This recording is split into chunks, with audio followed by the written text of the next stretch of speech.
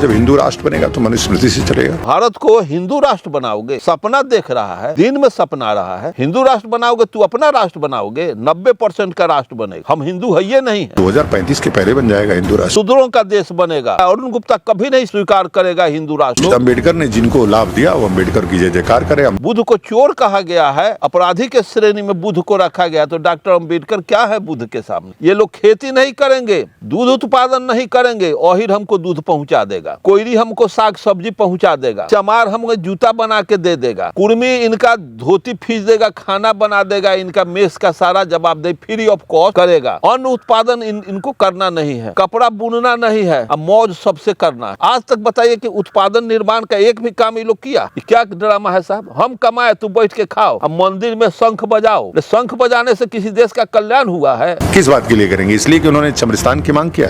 निर्माता है सर, संविधान निर्माता तो जिसके लिए होंगे उसके लिए होंगे। ये लोग बुद्ध को नकार दिया। आज इस देश का प्राइम मिनिस्टर जाते हैं विदेश में तो कहते हैं कि बुद्ध के धरती से हम युद्ध नहीं चाहते, बुद्ध चाहते हैं। आज तू आग उगलने के लिए तुम संविधान को नहीं मानने का बात आवाज बुलंद कर रहे हो। हम लोग मनुस्मृति, रामायण, गीता, वेद, पुराण को कह दे कि सब फालतू का कहते हैं तो तुमको तकलीफ बढ़ता है।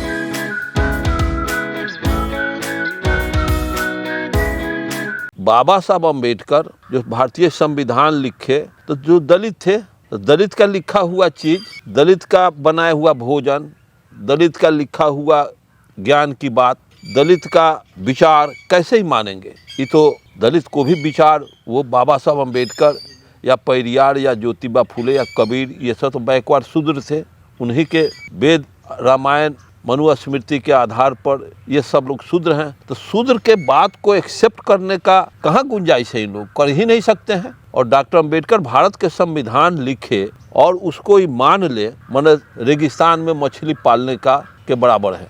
ये कैसे कह सकते हैं आप? इसलिए कह सकते हैं कि बाबा साहब के संविधान लिख दिए तो इस संविधान का अर्थ ही होता है सब मतलब बराबर, विधान मतलब नियम। जहाँ बराबरी का व्यवस्था हो जिस ग्रंथ में, संविधान सब भारत में भाईचारा, बंधुत्व का बात करता है, सभी धर्मों को समान प्रतिष्ठा देने का बात संविधान में है कि हम भारत के लोग भारत को एक संपूर्ण प्रभुत्व संपन्न राष्ट्र बनाना चाहते हैं। ये तो कंगाल बनाना चाहते हैं, भारत को कंगाल बना दिए। हमसे 2 बरस बाद चाइना आज़ाद हुआ, दुनिया का सुपर पावर बन गया। इन लोगों के वजह से न कंगाल बना हुआ है। ये लोग समाज में हमेशा विद्रोह पैदा किया है और ये लोग समानता की बात करेंगे। ये लोग उच्च शिखर पर हैं, सबसे ऊपर है, उसके बाद क्षत्रिय, उसके बाद वैश्य, उसके बाद शूद्र। तो जो इस तरह का विषमता पर आधारित जो इनके मनुस्मृति, रामायण, गीता, वेद, पुराण के इसके सारे धर्म शास्त्रों में ये बात आती है, अप एंड डाउन, ऊंच नीच के श्रृंखला है। और संविधान समता की बात करती है, समता की बात इनको पसंद होगा। टिकी और पैर एक ही लोग चाहेंगे। संविधान सबका बराबर इज्जत प्रतिष्ठा देने का पुस्तक है। उसी के आधार पर भारतीय संविधान या कानून के आधार पर किसी का न्याय किया जाता है, किसी को। अच्छा, आपने ये कहा कि नीची जाति से आते थे, इसलिए उनकी लिखी संविधान को वो कैसे मानेंगे? क्योंकि संविधान में समता भाईचारा की बात है और वो नहीं चाहते हैं कि समाज में समता भाईचारा आए। कि अम्बेडकर चमरिस्तान बनाना चाहता था। चमरिस्तान चूंकि मजबूर थे डॉक्टर अम्बेडकर, बहुत दबे हुए कुचले हुए समाज से वो आते थे। समाज में उनको पढ़ने लिखने का अधिकार नहीं था, समाज में समान रूप से बैठने, बोलने, चालने का अधिकार नहीं था। तो कैसे चमर स्थान बनाते और उनके बनाए हुए व्यवस्था को कैसे स्वीकार? बुद्ध का विचार सारे देश के आर्य लोग इस्लाम को कबूल कर सकते हैं, लेकिन बुद्ध को कबूल नहीं करेंगे। क्योंकि बुद्ध को कबूल करने का मतलब है उनका सारा ठगैती समाप्त हो जाएगा, उनकी सारी दुकानदारियां हैं वो सब बंद हो जाएगी। लेकिन इस्लाम में उनकी दुकानदारी चलेगी, क्रिश्चियन में उनके मंदिर का दुकानदारी चलेगी, लेकिन बुद्ध के विचार में उनका दुकानदारी ध्वस्त हो जाएगा। इसलिए वो चाहते हैं। तो बाबा साहब अम्बेडकर चमरिस्तान बना रहे थे, मनगढ़ंत ही कुछो कह दे। डॉक्टर अम्बेडकर को संविधान में तो चमरिस्तान बनाने का कहीं कोई जिक्र नहीं किए है, किसी जाति का जिक्र नहीं किए है। इस पर उनको ऊपर तोहमत लगाना, कीचड़ उछालना। जब बुद्ध जैसे आदमी को चोर ये लोगों के शास्त्र में कहा गया है, बुद्ध को चोर कहा गया है, अपराधी के श्रेणी में बुद्ध को रखा गया, तो डॉक्टर अम्बेडकर क्या है बुद्ध के सामने? ये लोग बुद्ध को नकार दिया। आज इस देश का प्राइम मिनिस्टर जाते हैं विदेश में तो कहते हैं कि बुद्ध के धरती से हम युद्ध नहीं चाहते, बुद्ध चाहते हैं। आज तू आग उगलने के लिए, देश में खूनरेजी करने के लिए तुम ये आग नहीं उगिल रहे हो कि संविधान को नहीं बोलली करते हो। तुम संविधान को नहीं मानने का बात आवाज बुलंद कर रहे हो। हम लोग मनु स्मृति रामायण गीता वेद पुराण को कह दे कि सब फालतू का कहते हैं तो तुमको तकलीफ बढ़ता है कि हिंदुत्व खत्म हो जाएगा। हिंदुत्व खत्म हो, तुम हिंदुत्व का, तुम भारत का एथी बनाओगे, भारत को हिंदू राष्ट्र बनाओगे। सपना देख रहा है, दिन में सपना रहा है। हिंदू राष्ट्र बनाओगे, तू अपना राष्ट्र बनाओगे। 90% का राष्ट्र बनेगा। 90% का ही देश है जो यहाँ का 90% कमेरा वर्ग है, बैकवर्ड है।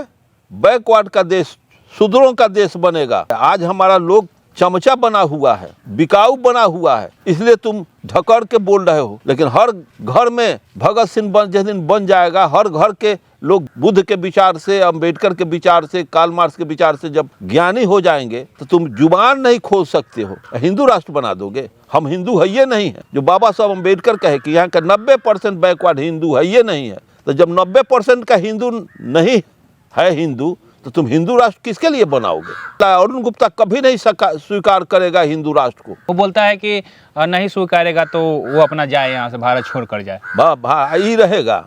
हाँ, जिसका देश है वो देश चला जाए। चूहा इस देश का नागरिक चूहा है, बिल बनाता है, घर बनाता है चूहा। अब बाल बच्चा के लेके घर में आराम से खाता है, रहता है चूहा। अब बाहरी सर्प आकर के घरवों को दखल कर लेता है, घरवैया को बाले बच्चे सहित खा जाता है।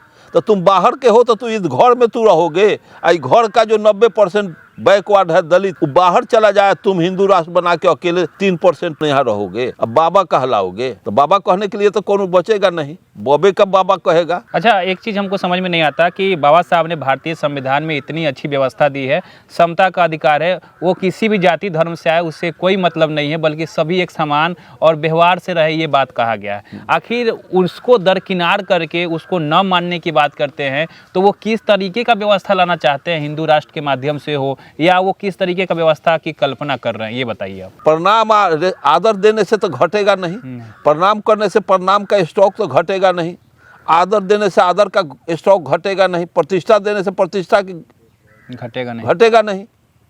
तो जो घटने की चीज नहीं है वो कौम बैकवर्डों को देता नहीं है सम्मान प्रतिष्ठा। रोटी या पैसा देगा, रोटी जो घटने की चीज वस्तु है। तो इसलिए हमारे लोग चमचा बन करके ये सब कहवा रहे हैं। हमारे जितने राजनेता हैं, अगर नाम मैं कहूँ तो बहुत कष्ट लोगों को होगा, जितने भी टॉप क्लास के लीडर लोग हैं, MP विधायक हैं, सब बोलना अगर शुरू कर दे, जितना भारतवर्ष के दलित पिछड़े के मुख्यमंत्री हैं, मंत्री हैं, विधायक हैं, MP हैं, वो सारे के सारे मुंह खोलना शुरू कर दें तो ये लोग का जुबान बंद हो जाएगा। सब कोई मुंह खोल दे तो ये लोग हवा में उधिया के हिंद महासागर में भाग जाएंगे, हवा के धक्का से, प्रेशर से भाग जाएंगे। और वो कहते हैं हिंदू राष्ट्र बना दे, बना के देखो ना, आओ मैदान में। तो कहने से कहो, तुम टेम्पर जानना चाहते हो, इस तरह से बोल बोल करके टेम्पर जाने, कभी सपना में भी तुम नहीं बना पाओ। अच्छा, आप भी हिंदू राष्ट्र का विरोध कर रहे हैं। मैं और मेरे दर्शक जो हैं वो जानना चाहेंगे कि आखिर हिंदू राष्ट्र में पहले क्या थी और वो किस तरह का व्यवस्था फिर लाना चाहते हैं, और उससे आपको और तमाम अर्जक शोषित को क्या हानि पहुंच सकता है। हिंदू राष्ट्र बन जाने से फिर नाना प्रकार का विद्रोह होगा। हिंदू राष्ट्र में है कि वो होंगे सबसे ऊपर अदंडी कौम होंगे, जो ये भाषा बोल रहे हैं तो ये अदंडी कौम होंगे। ये किसी इंसान की हक कर देंगे, बैकवर्डों का क्या कर देंगे तो इनका ट्रायल नहीं होगा, इनको कोई सजा नहीं मिलेगी, कोई सजा नहीं होगा हिंदू राष्ट्र में। हाँ, हिंदू राष्ट्र में भारत का संविधान का कोई इंपॉर्टेंस नहीं, मनु स्मृति आ जाएगी उसके जगह पर। तो छोट जात अगर आंख ऊपर उठा के ताक देता, आंख भोग देगा। ये सब उनके शासन में बैकवर्ड को पढ़ने लिखने पर जुबान काट लेगा, जीभ काट लेगा। ये लोग कुर्सी चौकी पर आप बैठ जाइएगा तो चुतर काट लेगा। ये लोग खराउन खरपा पहनिएगा तो आपका पैर काट लेगा, पैर तोड़ देगा। तो इनके हिंदू राष्ट्र में इनका सारा डनेट टूट जाएगा। जिन्हें चाहे जिसके घर में घुस जाए, जिसकी प्रतिष्ठा लूट ले, जिसका बखारी तिजोरी पैसा लूट ले, जिसका खस्सी बकरी मुर्गा मुर्गी लोग उठा के खा जाए। ये लोग पोसेंगे नहीं, ये लोग खेती नहीं करेंगे, दूध उत्पादन नहीं करेंगे। ओहिर हमको दूध पहुंचा देगा, कोयरी हमको साग सब्जी पहुंचा देगा, चमार हमको जूता बना के दे देगा, कुर्मी इनका धोती फीस देगा, खाना बना देगा, इनका मेस का सारा जवाबदेही फ्री ऑफ कॉस्ट करेगा। अन्न उत्पादन इनको करना नहीं है। कपड़ा बुनना नहीं है, अब मौज सबसे करना है। आज तक बताइए कि उत्पादन निर्माण का एक भी काम ये लोग किया इस देश में? ये क्या ड्रामा है साहब? हम कमाए, तू बैठ के खाओ, अब मंदिर में शंख बजाओ। शंख बजाने से किसी देश का कल्याण हुआ है? सभी को काम के आधार पर उनकी जाति बना दी गई। लेकिन ये लोग तो भगवान की सेवा करने के लिए ना है, तो वो कैसे काम कर सकते हैं? तो भगवान होता नहीं तो सेवा कर कौन किसका करता है? उसी से देश चलता है, वो लोग कहते हैं। और वो देश चलता तो दुनिया में खाली भगवान से देश चलता। भगवान होता तो इस तरह से अनर्थ करता। भगवान होता तो इनके तो धर्मशास्त्र में लिखा है, देवाधीन जगत सर्वे, देवता के अधीन जगत संसार है। देवाधीन जगत सर्वे, मंत्राधीन देव च, ते मंत्रा ब्रह्मधीन तस्मात् ब्रह्मन देवता। मतलब कि सारी सृष्टि ईश्वर के अधीन है, ईश्वर शास्त्र के अधीन है और शास्त्र ब्राह्मण के अधीन है। क्या ड्रामा? देवाधीन जगत सर्वे, मंत्राधीन देव च, मंत्र मतलब शास्त्र के अधीन देवता है, और शास्त्र कौन किसके अधीन है? तो ब्राह्मण के अधीन है। इसलिए ब्राह्मण सबके देवता, देवताओं के देवता है। ये तिक्रम इसको कौन लाइक करेगा? कोई ज्ञानी आदमी इसको लाइक कर सकता है? ये चाहते हैं कि फिर वही आवे, हम सिर हैं, सबसे ऊपर ब्राह्मण, उसके बाद क्षत्रिय, उसके बाद वैश्य, उसके बाद शूद्र, उसके बाद अंतज, जिसका कोई जातीय धर्म ना है। अच्छा, एक उस इंटरव्यू में एक बात और, जैसे कि बाबा साहब चमरिस्तान बनाने की बात करते थे, इसलिए मैं भारतीय संविधान को नहीं मानता हूँ।